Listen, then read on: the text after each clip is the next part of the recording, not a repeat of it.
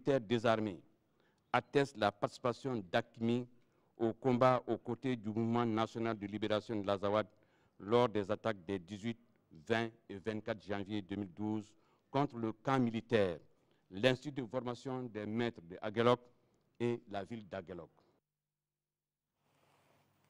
Je vous le disais tantôt, c'est demain, vendredi, que le président de la République, Amadou Toumani Touré, procédera à l'inauguration des 5 km de voirie urbaine dans la ville de Koulikoro. Les infrastructures ont coûté plus de 2 milliards de francs CFA. En prélude à la venue du président, la ville est en effervescence. Tout est fin prêt pour accueillir dans les meilleures conditions le chef de l'État. Seydou Traoré nous raconte. La construction des 5 km de voirie urbaine dans la capitale du Méguétan apporte à n'en pas douter un coup d'accélérateur dans le développement socio-économique de Koulikoro. Il s'agit là de la fluidité de la circulation avec des carrefours bien aménagés, des carnivaux, des largeurs cyclables et des lampadaires pour plus de sécurité et de visibilité. C'est cette immense infrastructure de plus de 2 milliards 121 millions de francs CFA que le président de la République doit inaugurer ce vendredi 24 février 2012. Pour les élus de Koulikoro et les chefs coutumiers, c'est une promesse tenue par le président de la République. À Koulikoro, ici, nous sommes très contents des 5 km de voie urbaine parce que le visage de la ville a énormément changé et ATT a fait ça pour nous faire plaisir. Nous aussi, nous ne devons pas être en reste. Nous devons tout faire sortir nombreux, très nombreux, pour qu'ils sachent que nous sommes contents de tout ce qu'il a pu faire pour nous. C'est une grande joie pour toute la commune de Koulikoro. Parce qu'avant ces infrastructures, à certains moments de l'année, et rouler à Koulikoro, c'était la croix et la bannière. Donc, au nom de toute la population de Koulikoro, nous avons un sentiment de reconnaissance vis-à-vis de son Excellence, Monsieur le Président de la République du Mali.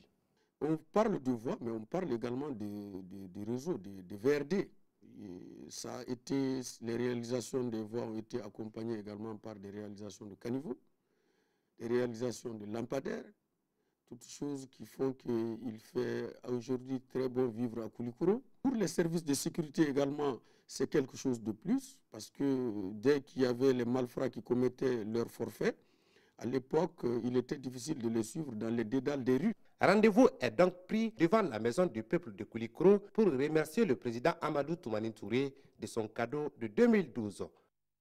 Oui, demain, le président qui sera à Koulikoro. Le chef du gouvernement, Sissé Mariam Kaïdama Sidibé, a reçu ce matin les membres de la Jeune Chambre internationale du Mali. Ils étaient venus lui présenter un projet portant sur des activités de sensibilisation pour l'instauration de la paix dans notre septentrion, ici à travers des débats et des dons de sang pour les victimes des événements du Nord. La présidente nationale de la Jeune Chambre internationale du Mali, Maïga Adjaratou Cham, est au micro de Adama Tangara. Nous venons de rencontrer Madame le Premier ministre. Nous avons parlé des grandes actions de la Jeune Chambre qui étaient prévues dans le plan d'action de 2012, mais aussi, comme l'actualité l'exige, nous avons mis en place un projet que nous allons exécuter. Ce projet s'intitule DCI se mobilise pour la paix dans le Sahel.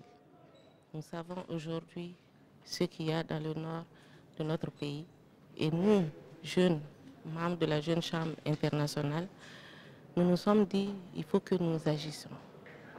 Et c'est pour cela que nous avons mis ce projet en place.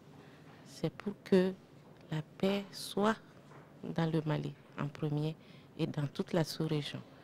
Nous avons beaucoup d'activités qui sont prévues. Il y a effectivement le lancement du projet avec une campagne de don de sang exclusivement destinée aux blessés du Nord. Nous avons d'autres actions qui doivent être menées. C'est la mise en place d'un spot télé où nous voulons montrer à toute la population que nous sommes un. Il n'y a qu'un seul Mali et nous sommes là avec plusieurs ethnies et nous vivons dans la cohésion. avec nos organisations nationales sœurs du Burkina et du Niger, nous prévoyons de nous rendre sur les sites, les camps des réfugiés, voir comment ces gens-là vivent et mettre en place aussi des campagnes de sensibilisation en vue du retour de nos compatriotes qui sont partis à l'exil. Et au passage, notez que le Rotary célèbre depuis cet après-midi son 50e anniversaire au Mali avec le thème « Puiser en vous pour embrasser l'humanité dans l'amitié, l'entente et l'harmonie ». L'événement est placé sous le parrainage du président de la République. Plusieurs activités sont au programme de ce cinquantenaire du Rotary, notamment une conférence sur la